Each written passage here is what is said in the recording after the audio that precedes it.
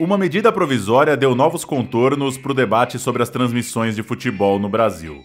Publicada no dia 18 de junho, ela altera, entre outros itens, o artigo da Lei Pelé que trata do direito de arena. Agora é o mandante quem negocia a transmissão de uma partida que antes, para ser exibida, precisava de acordo por contrato dos dois times envolvidos no jogo.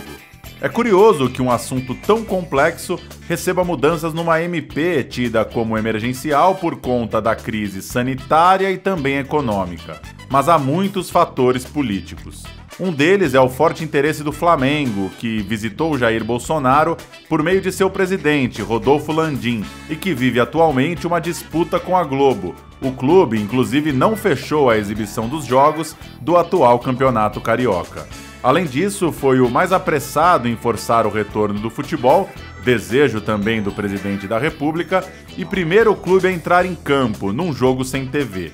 O professor da Universidade Federal de Alagoas, Anderson Santos, autor de Os Direitos de Transmissão do Campeonato Brasileiro de Futebol, explica esse reflexo imediato para as negociações do time carioca. A proposta, como é medida provisória, imediatamente altera uma situação em curtíssimo prazo, que são os jogos do Flamengo no Campeonato Carioca, já que o Flamengo não aceitou ganhar a mesma cota de transmissão que Fluminense, Botafogo e Vasco ganhariam, já que era esse o acordo que a Globo tinha para o Carioca, né? O Flamengo acha que o produto Flamengo vale muito mais, normalmente, pela quantidade de torcedores e também pelos resultados dentro de campo do ano passado. Então, que deveria ganhar mais do que os outros clubes. Essa discussão remete à criação de uma liga de clubes, pauta antiga por aqui, entendendo que juntos os times poderiam se fortalecer nas negociações. Vale lembrar ainda que a questão dos direitos internacionais é um assunto paralelo e a MP pode inaugurar um novo momento. Lembra do ano passado, quando o Flamengo queria exibir um jogo contra o Botafogo numa TV portuguesa e precisou negociar e se acertar com o Alvinegro? Agora, com os direitos nas mãos do mandante, isso pode se tornar mais fácil. Por exemplo, um clube vendendo seus 19 jogos em casa na Série A para um canal europeu. Mas voltando ao cenário doméstico, o Anderson fala um pouco dessa ideia de liga de clubes e de como a diferença aumentou com as negociações individuais. E outro estudioso no assunto, o gestor esportivo João Ricardo Pisani, também entra nessa questão. Enfim, os times ficarão mais unidos? A divisão será mais igualitária? Não necessariamente. É importante salientar que o Clube dos 13 não era uma liga de clubes, era uma liga dos, entre aspas, grandes clubes de futebol brasileiro. O Santa Cruz, quando jogou Campeonato Brasileiro de Série A, o acordo foi por temporada e não por 3 temporadas e num valor menor do que os clubes que a gente chamava de cotistas, né? Isso é importante frisar. Então, a gente nunca teve uma liga representativa de todos os clubes de determinada divisão aqui no futebol brasileiro. Dito isto, assim, o processo de 2012 até 2018 foi de cada um por si e ninguém por ninguém. A partir de 2012, Flamengo e Corinthians passaram a ganhar 30 milhões a mais do que o São Paulo e 40 milhões a mais do que Vasco e Palmeiras. E no contrato seguinte, essa diferença aumentou, se não me falha a memória, para 60 milhões para São Paulo e um pouco mais para Vasco e Palmeiras. A gente tem o Clube dos 13 que você citou, que implodiu por causa de uma negociação de TV. Implodiu para garantir que 1, 2, 3, 4, 5 clubes ganhassem mais dinheiro, porque se julgam maiores e acham que jogam futebol sozinho. Essa gana de descolar, de ter um descolamento, é o que me assusta e o que me preocupa em falar que um time vai se beneficiar dessa negociação do que pode vir, né? A MP ainda não é concreta, mas pensando no cenário onde ela vire a realidade, onde o mandante seja o dono e negocie de forma unilateral, eu não vejo, aí é uma previsão totalmente minha, mas eu não vejo alguma coisa de imediato já migrando para uma liga. Eu acredito clubes que têm alguma afinidade e que olhem para a capacidade de telespectadores que tenham e não sejam tão atrativos, talvez possam se aglomerar para negociar melhor. Então, a experiência que a gente tem em negociação individual, mesmo nesse formato em que é necessário entrar em acordo com outro clube, é de aumentar essa distância. No caso de Palmeiras, São Paulo, Vasco e Corinthians, é poder de barganha do mesmo jeito que o Flamengo. O Atlético Paranaense pode barganhar porque tem uma organização estrutural que permite com que o clube possa fazer o que fez no Paranaense e possa fazer o que fez em relação ao brasileiro, deixar sem transmissão numa mídia, e ele fez a aposta mais correta da negociação a partir do brasileiro do ano passado, porque ele ganhou muito mais sem o Premier do que se ele tivesse o Premier. E o Bahia tem algum poder de barganha, mas é preciso que a gente entenda que enfim, quem sou eu para dar sugestões para o Belintani, o excelente trabalho que o Bahia vem fazendo em termos de transparência, inclusive na contabilidade e democratização. Mas precisa entender que um jogo do Bahia como mandante, mesmo contra o Flamengo, vale muito menos do que um jogo do Flamengo como mandante contra o Bahia. Porque, assim, mas pode ser que em determinado ano a gente consiga um valor maior e tal, mas vai ser por ocasião. Tô falando desses maiores, mas assim, imagina a situação de Sport e Cruzeiro, né?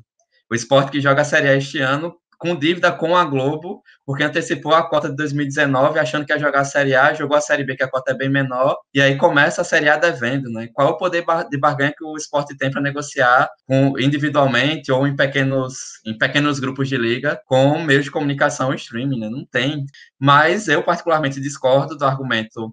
Inclusive, eu ouvi este argumento do Petralha, presidente do Conselho Deliberativo do Atlético Paranaense, que ele defende que primeiro a gente tem que fazer crescer o bolo para depois dividir. Porque o bolo cresceu muito a partir de 2012. A Globo pagava menos de 500 milhões de reais e passou a pagar por temporada mais de 1 bilhão de reais, ou seja, mais do que dobrou. O bolo cresceu e as diferenças entre os clubes aumentaram ainda mais, né? E aí, por conta disso, a minha avaliação é que os clubes médios, os clubes de média torcida, de torcida mais localizada, ou nas capitais, ou em seus respectivos estados, podem até ganhar mais. Mas aqueles que ganham muito, há uma tendência, pegando em comparação o processo histórico anterior, de esses clubes ganharem ainda mais, essa diferença ser ainda maior do que já é hoje em dia. Vamos para alguns exemplos. O Pisani trata agora dos casos de Portugal, com negociação individual do mandante, e do México, onde o ambiente é bem dividido e os grupos de mídia são muito influentes. Eu acho que são dois bons exemplos, Portugal e México. Vamos começar por Portugal.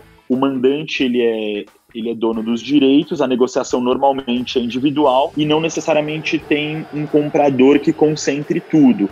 O Benfica criou sua própria TV, não negociou com ninguém e durante 2 ou 3 anos, se eu não me engano, tocou a própria TV, com toda a infraestrutura, com transmissão, com narrador próprio. Depois ele vendeu hoje os direitos para um grupo de mídia português muito grande e isso deu um salto tremendo. Ele é dono das partidas dele, ele é o time que tem mais Ibope, mas o Porto está migrando para esse modelo e outros clubes menores foram obrigados a sentar e tentar criar um produto atrativo. Se deslocou muito, se fatiou o que é o futebol português hoje internamente. Então isso foi, a minha análise, muito prejudicial para clubes menores.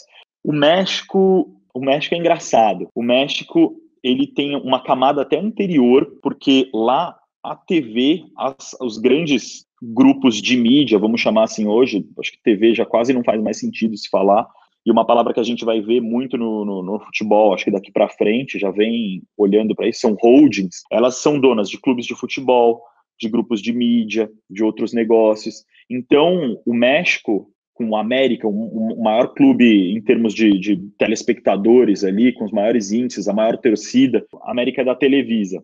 O antigo Morelia, o atual Mazatlán, recém virou, o time praticamente não existia, deixou de existir, e agora existe de uma forma diferente, é da TV Azteca. E a Televisa, por ser dona do América, acabou controlando toda a transmissão do América. A TV Azteca, por ser dona do atual Mazatlán, antigo Morelia, ela é dona da transmissão do Mazatlán.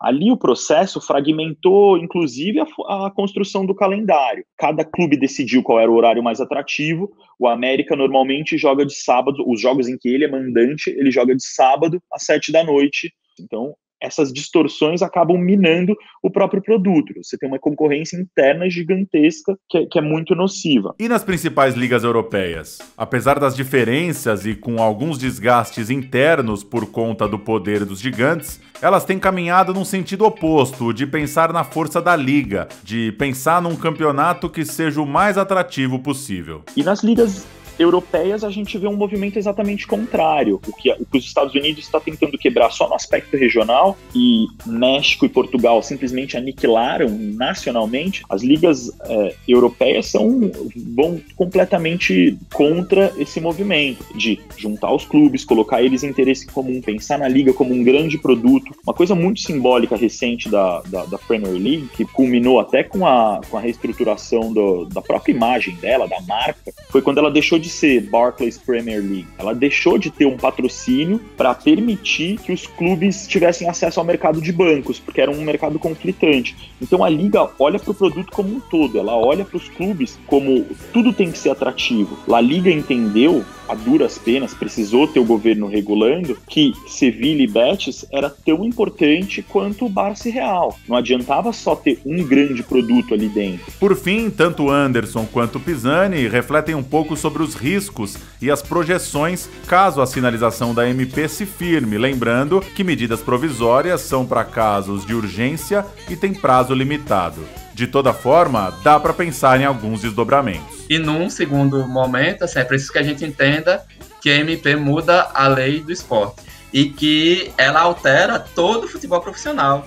Por exemplo, a Copa do Brasil, quem comanda é a CBF. A CBF que está defendendo a MP porque dá mais independência aos clubes, pensando apenas no brasileiro, já se deu conta de que quem divide os direitos de transmissão é ela, porque teoricamente os clubes dão o seu direito de imagem, como é o campeonato francês, né? Dão os direitos de imagem para a confederação organizar, que pode aparecer um Flamengo, um Corinthians ou um Palmeiras, que surgem a partir das oitavas de final e dizer, a gente não quer receber esse prêmio de 2,9 milhões de reais para os 2 jogos, não, porque a gente acha que consegue 10 milhões de reais por esses 2 jogos. Não tem nada na lei que proíba um clube de maior porte de negociar de forma separada, ou um clube de menor porte, sei lá, o Afogados de Ingazeira, que pegou Atlético Mineiro e eliminou o Atlético Mineiro, e diga, o jogo do Afogados aqui na cidade, eu vou negociar separado, porque sei lá, vai ter algum grupo de mídia em Belo Horizonte que vai querer pagar muito mais do que a CBF está me pagando.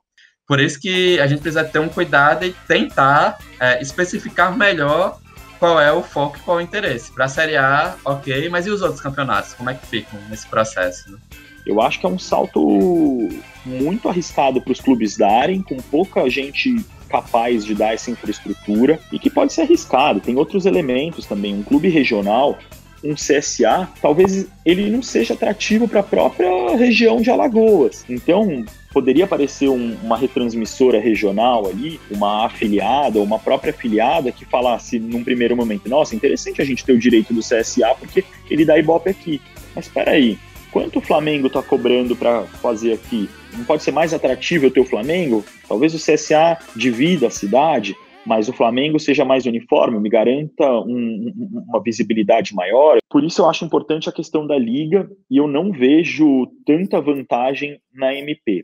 Eu acho que a MP quebra essa questão de mandante e visitante. Eu acho que o mandante tem que ser dono, e isso é o ponto que eu concordo da medida provisória. Mas as emendas que vieram depois, de criação de liga, eu acho que elas não são tão pensadas, não vão trazer o principal, que é que essas negociações e todo esse movimento aconteça de forma orgânica. O ponto negativo é que eu acho que cada clube vai olhar para si primeiro, vai querer construir para si. Benfica está aí para mostrar o que aconteceu. Hoje ele tem um parceiro que pode ser até parceiro de outros clubes dentro do cenário de transmissão português, mas ele deu salto antes. Ele se descolou, se desgarrou, ele olhou para si, para o potencial que ele tinha, achou justo ser remunerado por isso e ganhar grana em cima disso. Isso acho que vai criando abismos, e esses abismos não interessam tanto.